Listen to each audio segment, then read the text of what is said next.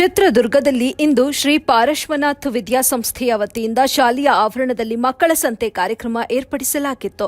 ಈ ಕಾರ್ಯಕ್ರಮವು ಮಕ್ಕಳಲ್ಲಿ ವ್ಯಾವಹಾರಿಕ ಜ್ಞಾನವನ್ನು ಬೆಳೆಸಲು ಸಹಾಯ ಮಾಡುತ್ತೆ ಎಂದು ಸಂಸ್ಥೆಯ ಅಧ್ಯಕ್ಷರಾದ ಶ್ರೀ ಉತ್ತಮ್ ಚಂದ್ ರವರು ತಿಳಿಸಿದರು.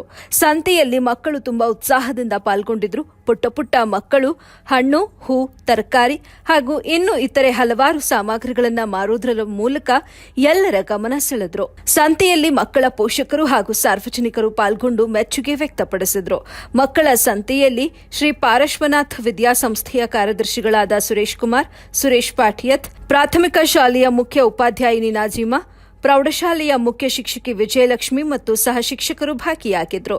ವರದಿ ವಸಿಕ್ ಅಹಮದ್, ಎಬಿ ನ್ಯೂಸ್, ಚಿತ್ರದುರ್ಗ.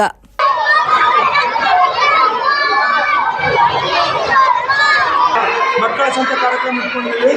ಮಕ್ಕಳಿಗೆ ಮ್ಯಾಥ್ಸ್ ಸೊ ಪ್ರತಿಯೊಂದು ಕಾರ್ಯಕ್ರಮಗಳು ಮ್ಯಾಥ್ಸ್ ಕೊಡೋದು ಸೊ ಒಂದು education this is the type of education. So ಮಕ್ಕಳಿಗೆ ಇಂಗ್ಲೀಷನ್ನು ಶಾಲೆಯಲ್ಲಿ ಪ್ರಾರಂಭ ಮಾಡಿದ್ದೀವಿ. ಇದರಲ್ಲಿ ಸಾಕಷ್ಟು ಒಂದು 120 ಸ್ಟಾಲ್ಗಳನ್ನು ಸಭೆಯಲ್ಲಿ ಹಾಕಿದ್ದಾರೆ. ಸೊ ಕಡಿಮೆ ಅಂದರೆ 360 ಮಕ್ಕಳು ಭಾಗವಹಿಸಿದ್ದಾರೆ.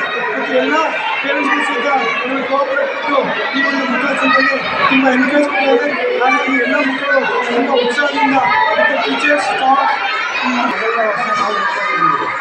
ಪಾಠಶಾಲೆ ಸ್ಕೂಲಲ್ಲಿ 360 ಮಕ್ಕಳು ಭಾಗವಹಿಸಿದ್ದಾರೆ. ಈ ಸಂಖ್ಯೆಯಲ್ಲಿ 198 ಸ್ಟಾಲ್ಗಳಿದ್ದಾವೆ. ಆಮೇಲೆ ಎಲ್ಲ ರೀತಿಯಲ್ಲಿ ಮಕ್ಕಳು ಮತ್ತು ಪೋಷಕರು ಸಹಕಾರ ಕೊಟ್ಟು ಇವೆಲ್ಲ ಪರ್ಚೇಸಿಂಗ್ ಮಾಡ್ತಾ ಇದ್ದಾರೆ. ಇದರಲ್ಲಿ ಯುವಕರ ಮಕ್ಕಳು ಆ ರೀತಿಯಲ್ಲಿ ಎಲ್ಲ ಇದು ಭಾಳ ಅನುಕೂಲ ಇದೆ ಮಕ್ಕಳಿಗೆ. ಆ ರೀತಿಯಲ್ಲಿ